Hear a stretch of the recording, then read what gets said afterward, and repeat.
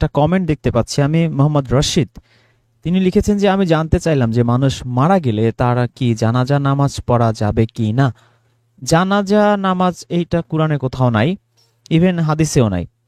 তো জানাজা পড়ে আসলে লাভটা কি, এটা হচ্ছে শেষকৃত্য, লাভটা কি সেটা আমাদের আগে বুঝতে হবে। সূরা 16 নম্বর সূরার আপনি যদি 28 থেকে 32 নম্বর আয়াত পড়েন, আপনি দেখবেন যে মৃত্যুর সময় আপনি যদি ভালো কাজ করেন, আপনি যদি আল্লাহওয়ালা বান্দা হয়ে থাকেন, তাহলে ফেরেশতারা আপনার কাছে আসবে, এসে আপনাকে সালাম দেবে এবং আপনার জানটা খুব ভালোভাবেই কবজ করা হবে। আমি আপনাকে এই একেবারে আয়াতটা ধরে দেখাতে চাচ্ছি, যাতে করে আপনি একেবারে পরিষ্কার বুঝতে পারেন। এটা হ্যাঁ এসেছে মনে হয়। আচ্ছা, সূরা নাহল এর আয়াত নাম্বার হচ্ছে 28। নিজেদের উপর জুলুমকারী থাকা অবস্থায় ফেরেশতারা যাদের মৃত্যু ঘটাবে, অতঃপর তারা আত্মসমর্পণ করে বলবে, আমরা কোনো পাপ করতাম না। হ্যাঁ নিশ্চয়ই তোমরা যা করতে সে বিষয়ে আল্লাহ সম্যক জ্ঞাত। তো এই যে জুলুমকারী, যেমন আল্লাহর আদেশ ভায়োলেট করা, সেটাও কিন্তু ওয়ান কাইন্ড অফ জুলুম।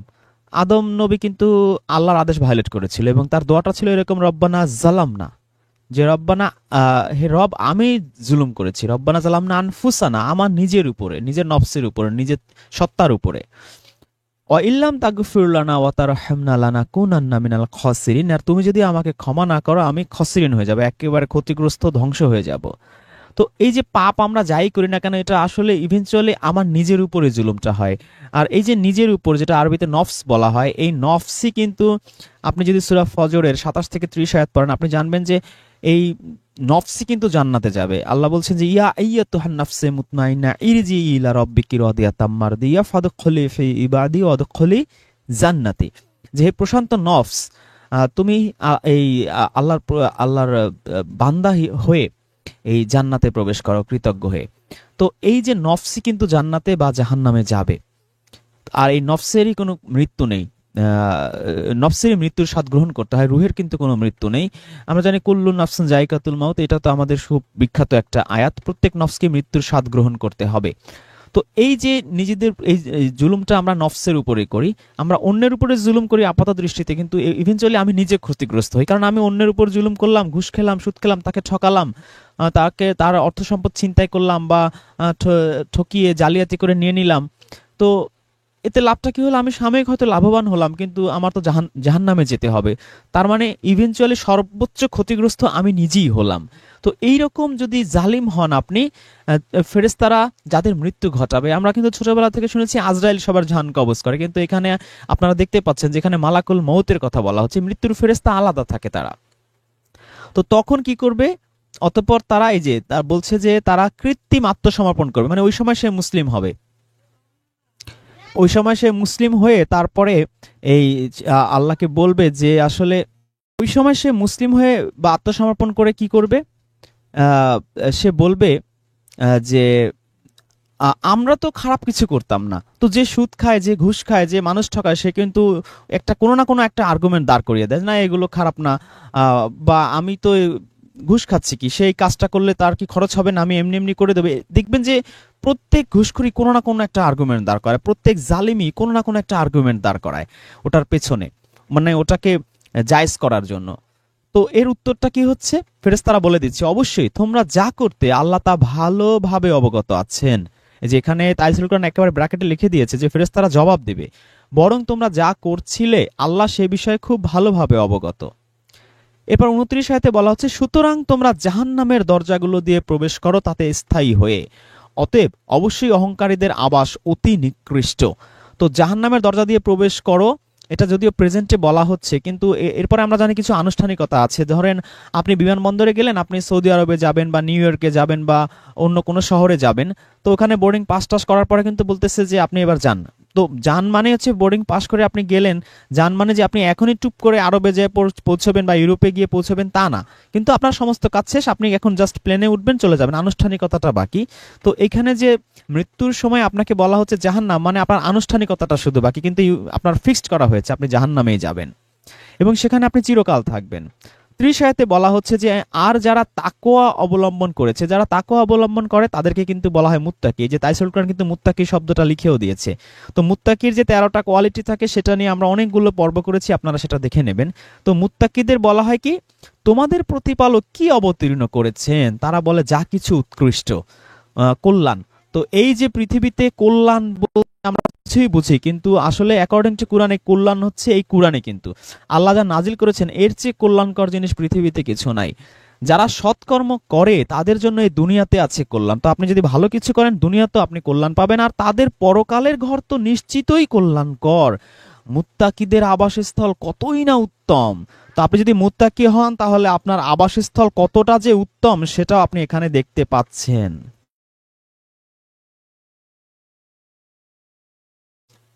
তো এর পরে আয়াতটা কি বলা আছে, 31, স্থায়ী জান্নাত সমূহ যাতে তারা প্রবেশ করবে, যার তলদেশে প্রবাহিত হচ্ছে নহর সমূহ, তারা চাইবে তাদের জন্য তার মধ্যে তাই থাকবে। মানে আপনি যা চাইবেন আপনি তাই সেখানে পাবেন। এভাবেই আল্লাহ মুত্তাকিদের প্রতিদান দেন।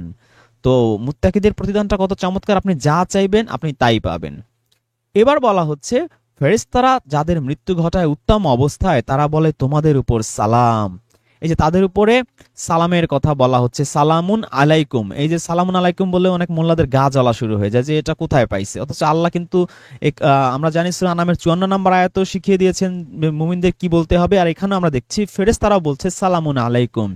তারা সালাম দেবে, তারপর বলবে কি জান্নাতে প্রবেশ করো। ওদের বলবে জাহান্নামে প্রবেশ করো স্থায়ীভাবে, আর এখানে বলবে জান্নাতে প্রবেশ করো যে আমল তোমরা করতে তার কারণে। এই যে মোল্লারা আমাদের বোঝায় যে লা ইলাহা ইল্লাল্লাহ বললে জান্নাতে যাবে একেবারে, আর হচ্ছে কি আল্লাহর দয়ায় সবাইকে জান্নাতে যেতে হবে। এরা ইসরায়েল ইহুদি, যদিও মুখে বলে আমাদেরকে এরা বলে ইহুদিদের দালাল, খ্রিস্টানদের দালাল, কিন্তু এদের সেই তাফসির কিতাব আপনি যদি পড়েন দেখবেন যে ম্যাক্সিমামই হচ্ছে সেই বিভিন্ন সূরার আয়াতের তাফসিরের দেখবেন যে পাশে লিখেও দেয় ইদানিং কালে যে ইসরায়েলি রেওয়াত, মানে ওই বনিস ইসরায়েল বা ইহুদি বা ওই তালরাত তালমুদ ওখানের সেই গল্প এখানে কপি পেস্ট করে মেরে দেয়। তো এটা স্ট্রেট হাদিসও না। তো ওইখান থেকে তারা একটা গল্প বলে যে আল্লাহর দয়ায় যে যেতে হবে সবাইকে, আমল দিয়ে যে কেউ যেতে পারবে না, সেটার সপক্ষে তারা সেই ইহুদিদের সেই তাওরাত তালমুদ থেকে কপি পেস্ট করে একটা গল্প বলে যে এক ব্যক্তি 500 বছর তাকে হায়াত দিয়েছিল, তার জন্য ফল টল দিয়েছিল, একটা দ্বীপ বা একটা চরে সে বাস করতো, সারা দিন রাত শুধু নামাজ পড়তো, রোজা করতো, এই ইবাদত করতো। তারপর যখন তার হাসরের মাঠে তাকে বলা হচ্ছে যে তুমি কিভাবে জান্নাতে যেতে চাও, বললো যে আমি যে আমল করেছি তার বিনিময়ে। তো তারপর তাকে আল্লাহ এমন পিপাসা দিল যে সে পিপাসায় অস্থির মরে যায় যায় অবস্থা। তখন এক ফেরেশতা আসলো, এসে বলল যে তুমি যা আমল করেছো সেগুলো যদি আমাকে দিয়ে দাও তাহলে তোমাকে আমি এক গ্লাস পানি দেবো। তারপর সে এমন ওষ্ঠাগত প্রাণ যে সেই আমল সব দিয়ে দেয়।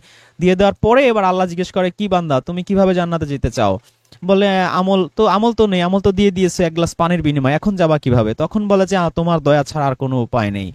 তো এই যে গল্পটা ফাঁদা হয়, এই গল্পটা ফেদে আমাদের বোঝানো হয় যে আসলে আল্লাহর দয়া ছাড়া যেতে পারবে না, আমলে কোনো কাজ হবে না, আমল থেকে আমাদের দূরে সরিয়ে রাখা হয়, আর আল্লাহর দয়াটাকে মহিমান্বিত করা হয়। কিন্তু এটা যে কুরআন বিরোধী সেটা এই একটা আমাদের চোখে আঙুল দিয়ে দেখিয়ে দেয়। তো আমরা যেন এই আমলের ব্যাপারে সবচেয়ে বেশি সিরিয়াস হই। আমল দিয়ে কিন্তু আমাকে জান্নাতে যেতে হবে। আল্লাহ দয়া করে যদি আপনাকে নিয়ে নেয় তাহলে কিন্তু জাস্টিস থাকে না, ন্যায় বিচার থাকে না। একজন অনেক খারাপ কাজ করেছে, তাকে আল্লাহ দয়া করে দিল, ধরেন তার আমরা তো জানি সূরা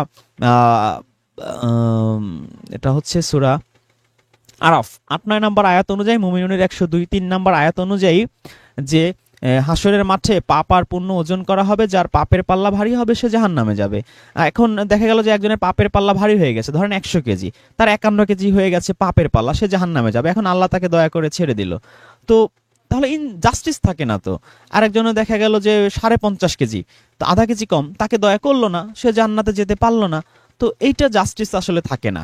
জাস্টিস তখনই থাকে যখন যার যার কর্ম অনুযায়ী সেই ফয়সালাটা সে পাবে। তো একজন 60 কেজি পাপ 40 কেজি সওয়াব, সে চলে গেল জান্নাতে, একজনের 55 কেজি, সে চলে গেল আল্লাহর দয়া করে তাকে জান্নাতে দিয়ে দিল। তাহলে ইনসাফটা হলো কোথায়? আল্লাহ কুরআনে বারবার বলেছেন তা কারো প্রতি বিন্দু মাত্র জুলুম করা হবে না। তো ওখানে যদি আমরা দয়ার কনসেপ্টটা ঢুকিয়ে দেই তাহলে কিন্তু এই ইনসাফ পুরোপুরি সরে যায়। এনিওয়ে, আমাদের মূল আলোচনা যেটা ছিল সেটা হচ্ছে যে আসলে এই জানাজার নামাজটা বা এটা আসলে কতটা প্রয়োজন।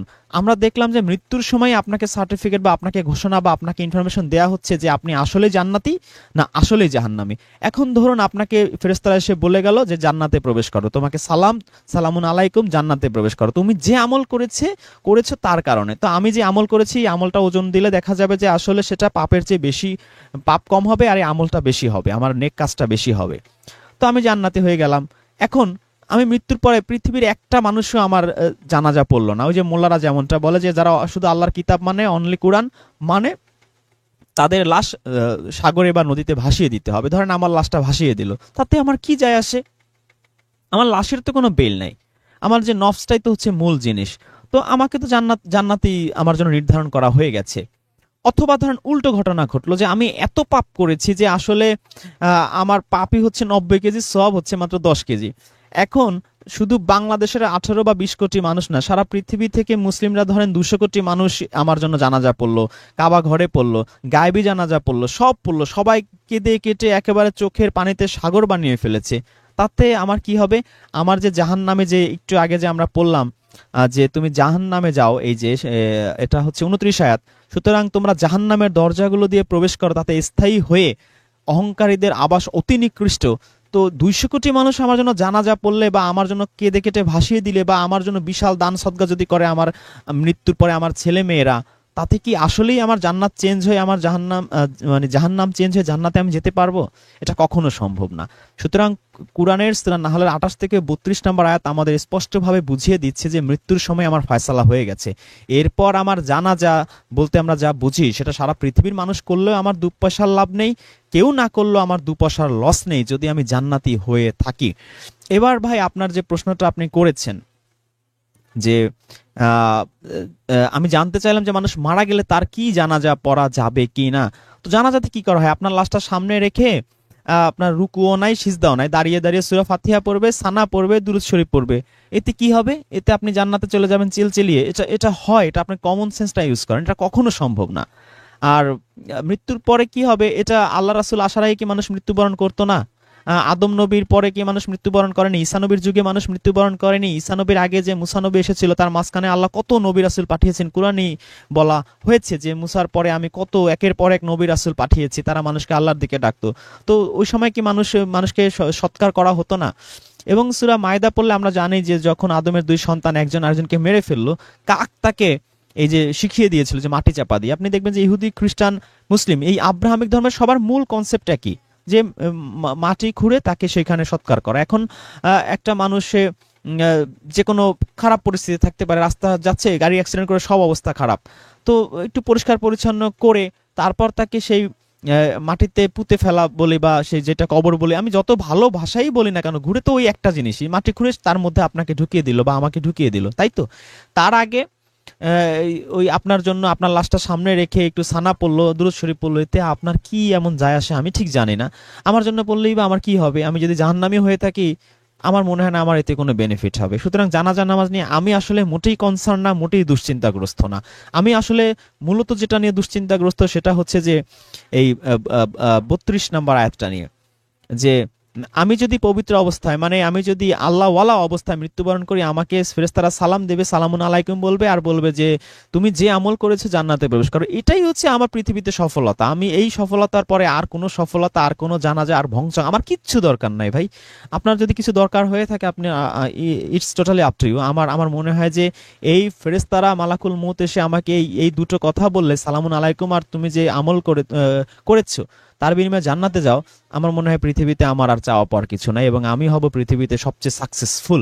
আমি যদি এই পৃথিবীতে ভিক্ষা করেও বেঁচে থাকি তাও আমি মনে করব সাকসেসফুল। আমি যদি পৃথিবীতে সবচেয়ে অশিক্ষিত হয়ে থাকি তাও আমি মনে করব আমি পৃথিবীতে সাকসেসফুল। আমি যদি পৃথিবীতে সবার আঘাত সয়ে থাকি, সবাই যদি আমাকে নাস্তিক, কাফের, মুরতাদ, ইহুদিদের দালাল বলে, আমার কিচ্ছু যায় আসে না। শুধু ওই দুটা শব্দ যদি ফেরেশতারা আমাকে বলে, আর যদি আমাকে এই দুটো শব্দ না বলে যদি আমাকে এর আগের কথাগুলো বলে যে সুতরাং তোমরা জাহান্নামের দরজাগুলো দিয়ে প্রবেশ করো, তাতে স্থায়ী হয়ে অহংকারীদের আবাস অতি নিকৃষ্ট, আমার মনে হয় যে আমি যদি সারা জীবন মিশরের প্রেসিডেন্ট থাকি বা সৌদি আরবের যুবরাজ প্রিন্স মোহাম্মদ সালমানও হয়ে থাকি বা প্রিন্স মোহাম্মদও হয়ে থাকি, আমার মনে হয় যে আমার লাইফ ব্যর্থ।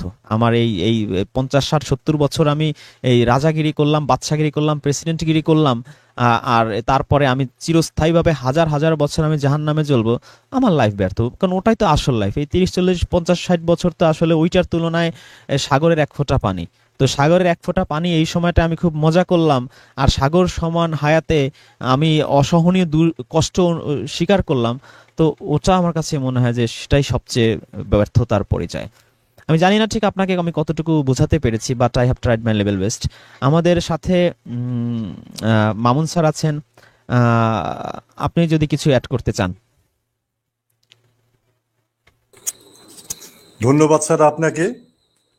স্যার, আপনি যে প্রক্রিয়ায় যেভাবে যত সুন্দরভাবে বিষয়টা বুঝিয়ে বললেন, এটাই আমার বক্তব্য।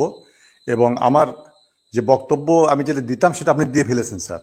যদি আমার আমল খারাপ হয় আর 200 কোটি মানুষ আমার জানাজা করে, কাবা শরীফের ইমাম, মসজিদ নববী সাহেবের ইমাম, নববীর ইমাম নিয়ে এসেও যদি আমার জানাজা করা হয়, কিচ্ছু আসে যায় না। তো কয়দিন আগে আমার এক বন্ধু আমাকে বলছিল, ভাই তোরা কোরআনে তো জানাজা নাই, তুই মারা গেলে তো তোর জানাজা হবে না। আমি একটু রসিকতা করে বললাম যে ভাই, আমিও চাই এই মূর্খ আলেমরা যারা এই জানাজার ব্যবসা করে বা এই করে সেই করে, যেভাবে ব্যবসা করে ধর্ম দিয়ে, এরা যেন আমার জানাজা না করে। এরা আমার সামনে দাঁড়ায় যেন, আমার লাশ সামনে রেখে যেন এরা আমার জানাজা না করে। তোরা বন্ধু বান্ধব হিসেবে আমি নিজের তো বলে গেলাম, ওরা আমার জানাজা করবে নাকি, আমি ওদের জানাজা চাই না। কারণ ওদের জানাজায় আমার পরকালের কোনো পরিবর্তন হবে না। আপনি যেটা বললেন স্যার, সূরা নাহলের 28 থেকে 32, এটা দিয়ে তাকে আমি বুঝিয়ে বললাম। এবং পরবর্তীতে সে আমার মুখের দিকে সে অনেকক্ষণ বলল যে ভাই, আমি তো তাহলে ভ্রান্ত ধারণার মধ্যে ছিলাম। আমি বললাম যে হ্যাঁ ভাই, ভ্রান্ত ধারণার মধ্যে ছিলেন, এখনো বোধহয় আছেন। তো আপনি যদি বাঁচতে চান তাহলে কোরআনের পথে আসেন। আপনি শিক্ষিত মানুষ, শিক্ষক মানুষ, আপনি ভালো করে সুন্দর করে বুঝে বুঝে কোরআন পড়েন, এটা আপনার দায়িত্ব। কারণ এই কোরআন ব্যাপারে আপনাকে জিজ্ঞাসিত করা হবে। ধন্যবাদ স্যার আপনাকে। আপনি আমার চাইতে সুন্দর করে এই বিষয়টা নিয়ে আলোচনা করেছেন। সালামুন আলাইকুম। সালামু আলাইকুম। আমাদের সাথে আছেন চট্টগ্রামের সুপ্রিম লিডার শহীদুল ইসলাম যাযাবর। আপনি শুনতে পাচ্ছেন? জি, সালামুন আলাইকুম স্যার, আমি শুনতে পাচ্ছি। জি স্যার, আপনি বলুন। হ্যাঁ, জানাজা বিষয়ে যেহেতু আলোচনা চলতেছে, জানাজা বিষয়ে একটু বলি। সেটা হচ্ছে, জানাজা শব্দটি তো কোরআনে নাই। আর জানাজা নামাজে যদি আমার লাশ সামনে রেখে কেউ সূরা ফাতিহা, একলাস এগুলা যদি পড়ে কোরআন থেকে, তাহলে সেটা তার আমলনামায় দেওয়া হবে। এটা আমার আমলনামায় দেওয়া হবে না। কেউ যদি আমার জানাজা পড়ে, সেটা তার আমলনামার কথা চিন্তা করেই পড়বে। এবং সে আমার আমলনামার চিন্তা করে পড়লেও সেটা আমার আমলনামায় আল্লাহ দিবে না।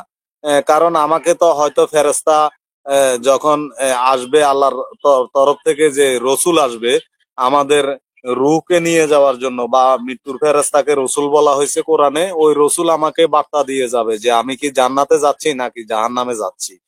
যদি আমাকে বার্তা রসুল আল্লাহর পক্ষ থেকে, যে রসুল এসে আমাদের জীবনটা নিয়ে নেয়, ওই রসুল যদি আমাকে বলে আমি জান্নাতে যাব, তাহলে আমি জান্নাতে যাব। আমার জানাজা হোক অথবা না হোক সেটা আর আমার দেখার বিষয় না। আর যদি বলে যে আমি জাহান্নামে যাব, তাহলে আমি জাহান্নামে যাব। কারণ রসুলরা কখনো মিথ্যা বলে না। রসুলের বার্তা আল্লাহর বার্তা, একই বার্তা। সেই বার্তাটা যেহেতু আল্লাহর পক্ষ থেকে আসে, এই বার্তা আর কেউ কোনো পরিবর্তন করতে পারে না। এখন যে বার্তা আমার জন্য চলে আসছে, সেটা আমার জীবনে অবধারিত হবে। সেখানে কি মক্কা শরীফের ইমাম সাহেব আমার জানাজা পড়লো, নাকি বাইতুল মোকাররমের ইমাম সাহেব পড়লো, নাকি আমার ইন্তেকালের পরে আমার লাশ কুকুরে খেয়ে ফেললো, সেটা আমার দেখার বিষয় নয়। পৃথিবীতে আর আমার কোনো কিছুই থাকে না। জানাজাটা তো তখনই পড়ে যখন আত্মাটা আল্লাহর কাছে চলে যায়। হ্যাঁ, আত্মাটা আল্লাহর কাছে চলে যায়, সেটা আল্লাহ জমা রাখে। হয়তো ইল্লিনে রাখে, নয়তো সিজ্জিনে রাখে। যে জাহান্নামে যাবে তারটা সিজ্জিনে রাখা দেয়, আর যে জান্নাতে যাবে তার আমলনামা আত্মাকে জান্নাতে যে যাবে, যে বেহেশতে যাবে, তারটা ইল্লিনে রাখা দেয়। তাহলে এখানে জানাজা নিয়ে যে ব্যবসাটা, এই ব্যবসাটা যারা করতেছে, মোল্লারা করতেছে তাদের রুটি রুজির জন্য। আর আমাদের মধ্যে যে সাধারণ মানুষ আছে, আমরা হয়তো আবেগপ্রবণ হয়ে আত্মীয় স্বজন হিসেবে তাদের পাশে যাই দাঁড়াই, তার কবর তার লাশের সামনে যাই দাঁড়াই, অথবা আমরা যারা ধর্মভীরু আছি অথবা ধর্মটাকে ভালোভাবে বুঝি না, আমরা না বুঝা অনেকে যাই সেখানে দাঁড়াই। এই বিষয়টা আমি এভাবেই দেখি।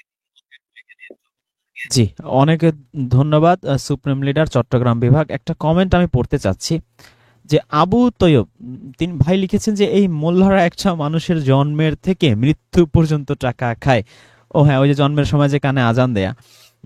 আমাদের আবু রাইহান ভাই লিখেছেন একটি চ্যানেলে সালাত শব্দের অর্থ সংযোগ নয়, এটা প্রমাণ করেছে। এ বিষয়ে কিছু বলেন ভাই। আপনি দেখতে থাকেন, আপনি হাজার হাজার চ্যানেল দেখতে থাকেন, ওসব নিয়ে আমাদের মাথা ব্যথা নেই। তারা এরকম বহু চ্যানেল আছে, ও আমাদের ভিডিও করে আমাদের গালমন্দ করেই ওই 30 দিনের 29 দিন ওগুলাই করে, আর কোনো খেয়ে দিয়ে কাজ নাই। ওগুলো দেখেন, দেখে ভিউ বাড়ান, কোনো সমস্যা নাই আমাদের। ওগুলো নিয়ে আমরা কথা বলবো না। ওই চ্যানেল আপনি এসে বলবেন আর ওই চ্যানেল নিয়ে আমরা কথা বলবো, আর সেই চ্যানেলের মানুষ ওদিকে হুমড়ি খেয়ে পড়বে।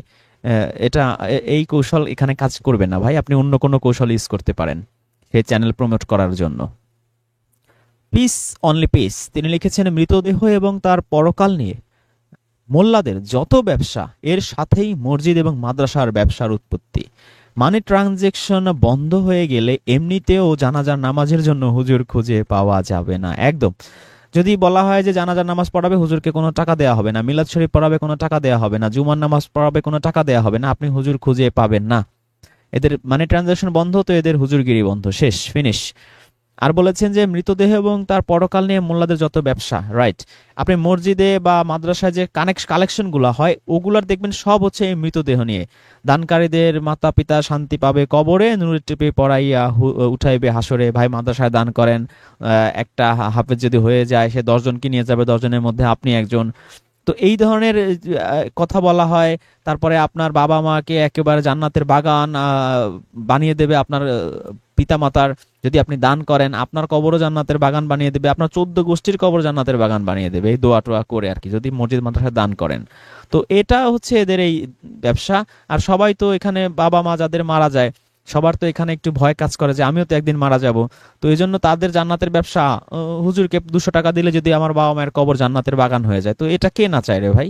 তো এই টোপে সবাই পরে তাদের পকেট ভারী করে। তো এটা খুবই সুন্দর একটা কমেন্ট করেছেন পিস অনলি পিস। আপনাকে অনেক ধন্যবাদ এত চমৎকার একটা কমেন্ট করার জন্য। আহমেদ ভাই লিখেছেন জানাজার সময় খাওয়ার দিনক্ষণও বলে দেয়। বাংলা কার্টুন টিভি তিনি লিখেছেন আর আমি যদি জাহান্নামী হই তাহলে আমার জানাজা হলে আমার লাভ কি, রাইট। এটাই আমরা বোঝাতে চেয়েছি যে আমি জাহান্নামী হয়ে গেলে সারা পৃথিবীর মানুষ আমার জন্য যদি জানাজা পড়ে, তাতে আমার কি যায় আসে? আমার কোনো লাভ নেই, কোনো বিন্দু পরিমাণ লাভও আমার হবে না। আয়েশা আক্তার লিখেছেন সালামুন আলাইকুম ভাইয়া, অনেক সুন্দর করে বলেছেন, থ্যাংক ইউ। জাহিদ হাসান লিখেছেন জানাজার জন্য টাকা দিতে হয় না, কিন্তু শুক্রবারে বিশেষ দোয়ার কথা বলে টাকা নেয়। মোহাম্মদ বাবুল লিখেছেন সালাম প্রিয় ভাই ও বোনেরা, আশা করি সকলে ভালো আছেন। আমিও আল্লাহর রহমতে ভালো আছি। শাহজাহান হোসেন লিখেছেন মুসলিমদের ধ্বংসের কারণ একমাত্র মানব রচিত হাদিস।